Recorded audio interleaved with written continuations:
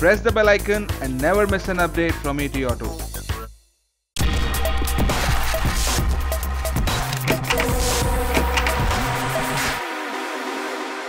Hello and welcome to ETAuto Big Bite, a show that brings to you top industry leaders. Today we have here with us Mr. Frank Muehlon, the global head of EV business at ABB Group. ABB Group is one of the largest charging infrastructure provider and key partner in Electrify America. Welcome to ETAuto, Mr. Muehlon. It's a great pleasure having you. You have seen the action around EV happening in India. Today we had our Prime Minister delivering a very inspiring speech. How do you see this translating at ABB Group? Do you see a lot of action happening from your side also in India? Yeah, of course, from our side we see a lot of action, but first of all, thanks for this interview, and the speech of Prime Minister Modi was extremely inspiring, and I think this is a good basis really going forward also for us in e-mobility. So looking at today's situation, you have seen global market also. You have deployed your charging facility to over 68 countries. You have seen the transition there. What is your guidance, how the Indian market will have the transition, and how will the people, conventional automobile players or the new players will react to it? What is your sense on this? Yeah. So what we see in e-mobility going forward is really a very regional play, and India is now really at an early stage when it comes to e-mobility. So we have quite a good basis of 8,000 DC fast chargers deployed globally in 68 countries. But we have, of course, a strong place. So countries where we have a higher penetration rate, countries which started quite early in e-mobility. So to list, for example, Norway, or to list California explicitly, or the Netherlands. So these are countries which had an early adoption. Now in India we see it's a vast country, and it's a vast opportunity, really a big opportunity, because of the air pollution we have in many cities. And really to get the pollution out of the cities, to bring clean energy into it from the whole chain, I think this is a great opportunity for India and for the people. If India has to look out for a country or a market which is closest to it, and the transition or the progress toward electrification has to happen, or which market it would be? That is a bit, that's not an easy one, because I would not easily compare one country with the other. Each and every country is different in terms of the mobility you have today, because you do not simply introduce e-mobility overnight. So you have a transition, and you always transition from where you are today to where you are in the e-mobility space. So it's disruptive, but it's not that with the e-mobility you change everything immediately. And the other thing is, of course, to make e-mobility successful, you need to have a few parameters in place. You need to have the right cars, you need to have the right grid, you need to have the right charging infrastructure, and of course you need to have the right energy mix in terms of renewables, and this all goes together. So we cannot simply pick out that one piece and say we compare to this or that. So probably it's a mix of. You talked about Norway, which has highest penetration, but when we talk about volume, global volume, that lies in China, Yes. and that has happened fastest. Yes. Many say that it's mainly driven by subsidy. What is your view on that? And do you think India has something there to learn and take something back to India? China is, of course, without doubt, the largest market for e-mobility in terms of cars and in terms of infrastructure. But it's not just to say that it lies on subsidy, it's a fact. China made this a policy to leapfrog in the technology with e-mobility beyond the combustion engine, so to put that in place. and they put a lot of subsidies in place to install infrastructure and to bring the right cars on the street. So whether this is good or bad, I don't want to judge, but this is how they did it. And now we see it quite successful in a couple of cities where we have really, take Shenzhen for example. Shenzhen, 100% of the buses there are in the meantime electric buses. The taxi fleets are electric taxi fleets there. So a lot of the ownership of electric vehicles in China is driven by fleets. Yeah, as well. So it's not so much private ownership yet, and but it's about to come. So for sure, this incentivization, which the government there did, helped a lot to get it going. Now it needs to move autonomously, which it will do. Now, whether this is a good advice for India, there's different ways of doing it. Yeah? So Norway also started a lot with subsidies and then reduced the subsidies. Norway also lives a lot on renewable energy, which is completely different in the energy mix than China. Yeah? So we really we need to see. So just to put electromobility without having the right amount of renewables behind doesn't make sense, because we have to look at the overall value chain of energy generation and consumption. Let me play a bit devil's advocate too here. When we look at India, most of the electric generation happens through fossil fuels. So again, is it not we are transferring the pollution rather than cutting down on pollution, even if we bring electric vehicle? What is your thought on this?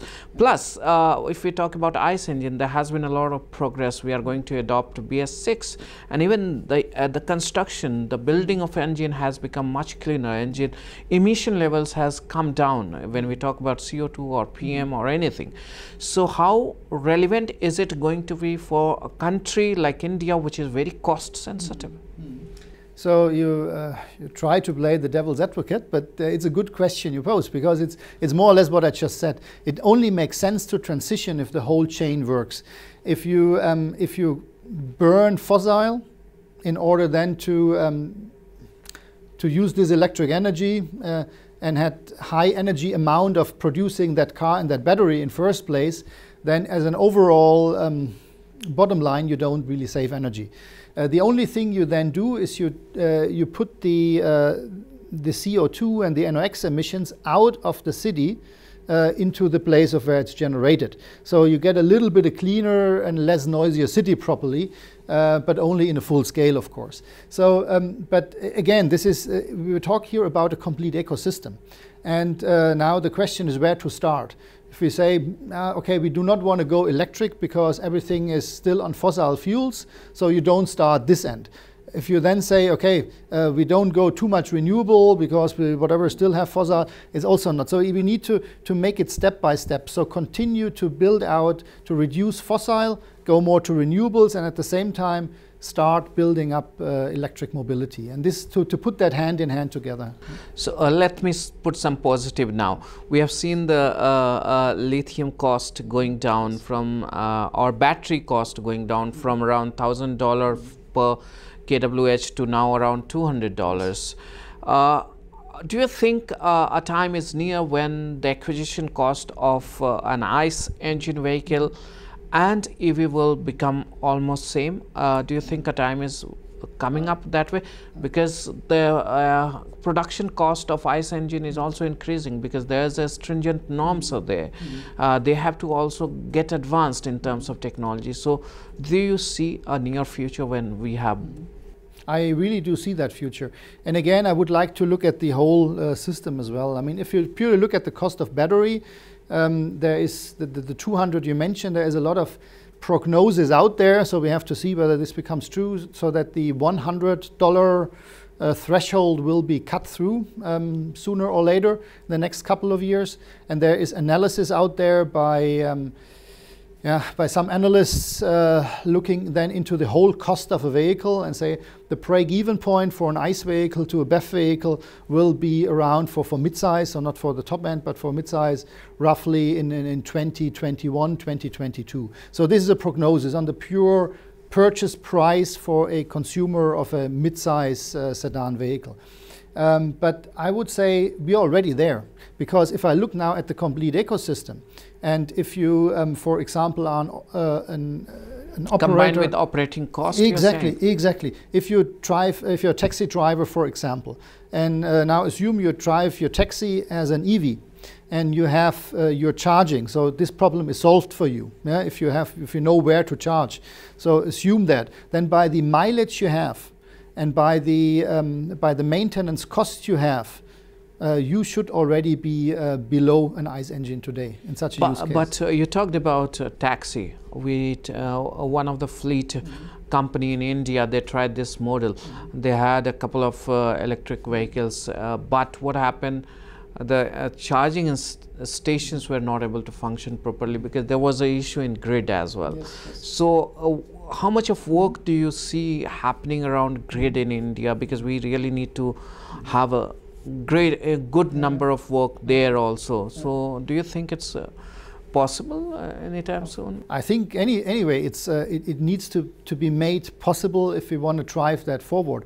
And it coming back again to these 4 pillars where I said an enforced grid is one of them, and especially in India, where we have a few grid issues still already now. So if you put electromobility on top, doesn't make it easier, but you would do a grid enforcement in any case going forward in building out and upgrading the infrastructure in India. So as this is planned in any case, I think this is a nice combination to be made. So there's an exciting time ahead of you. Looking at the market like India, where it is going to take off, what kind of investment plan you have to catch up this opportunity in terms of manpower, in terms of providing an ecosystem? What kind of investment do you look at? So how we envision that is we have to be India as a subcontinent with 1.2 billion people, and is a market on its own. So as it's a market on its own, we have a team on its own, and we also see that the requirements here in the market we can only fulfill if we do that locally. So we have a clear plan going forward on putting local charger production here in India. When do we expect that? Actually, I could look at my team on the right side, but as soon as possible. Yeah? So either end of this or early next year. Have you finalized a fund for that? What is that fund? If you could I cannot disclose the number, but we are, of course, funding that. So going forward, where do you see India in the global map of ABB in terms of revenue? Is it going to be one of the top markets? And if there, what would be the ranking of India for you?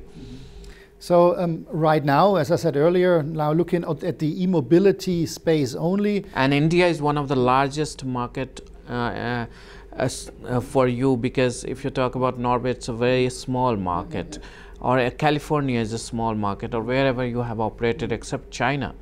And this is one of the largest opportunities. So again, I cannot agree more. So if I look at the figures today, I think we're quite well positioned in India in a couple of segments. So just to list solar, for example, that's a very well established segment here in India, and going forward, which is good from the renewables point of view.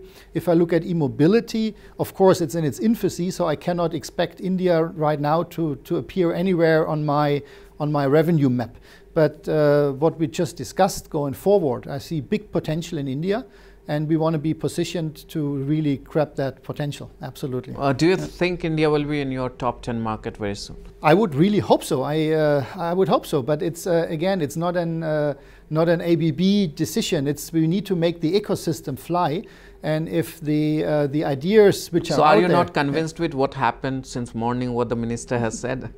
I liked it a lot. Do you still have a grain of doubt on? I have no doubt on what Minister Modi said. So he was very inspiring on that.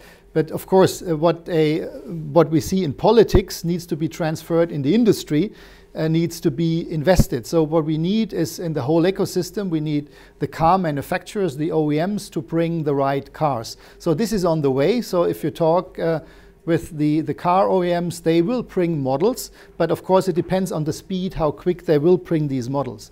The other thing is the grid enforcement. Without that, to put a charger without the right grid behind. So this is the next thing. So all of this needs to happen. And then for the chargers, you need people to put them on the ground and to operate them. So again, you need entrepreneurs who start doing that. Overall, I have no doubt that this will happen. There has been a lot of spurt in terms of startups coming up, a lot of traditional players trying to invest and trying to do things here and there to meet the EV demand. How do you look at the penetration level, if you could predict a number for future? What percentage of vehicle you think will have electrification? So if you look at a global scale right now, so we see roughly like, it's easy to remember, like 30% of the new vehicles coming on the street globally in 2030 will be electrical. So this is roughly a number we see. But there's a lot of uncertainty still out there. Volatility of these figures is high. Some say no, it won't be that quick because some companies might go more towards fuel cell and wait a bit. Others say some OEMs might pull the brake and do more noise than in reality. And some others say, look, if this now really takes off, forget your 30%, it will be 50 or 60%. So there's different prognoses out there globally. Do you think that number will be in India also? It's a global mix. If I look towards India and towards the vision which is out there, if that will be, let's say, enforced with some policy, that's what we see in other countries, like you get tax reductions in case you drive electrical, or you get the premium line to drive you faster. All of this, if this is in combination put in place, I think that could be a realistic target, absolutely. What are the key three things you think the policy should bring in that will give a push, real push to EV? And how much time do we have to play that out? I think what needs to happen is that the whole EV thing will only work with the grid enforcement. Yeah? So, and this is as the grid side and the utility side, this is quite under much closer to government. So if this build out, this enforcement is supported, that will help. The other thing is really on the individual side, because whatever you do in politics is one thing. At the end, you and me, we need to buy a car and we need to decide, okay, my next car is electric. So else it doesn't fly, else it's just words. Yeah? So, and in order to make that happen, you will look when you buy your next car, okay, how much is this car? How much is that car? What is my benefit? So this is the thing you do, and every other one buying a car will do exactly the same. So we need to create an ecosystem in which that works out. So as long as the electric cars are still more expensive, so we need to have some other incentive to make that happen. And this is, for example, to reduce the taxation on the cars, or to reduce the whatever the taxation on the energy you use, for example. Let's look at the Indian market. What kind of challenges or opportunity do you assess right now? If you could give us some pointer on that. I mean, it's basically what we discussed before.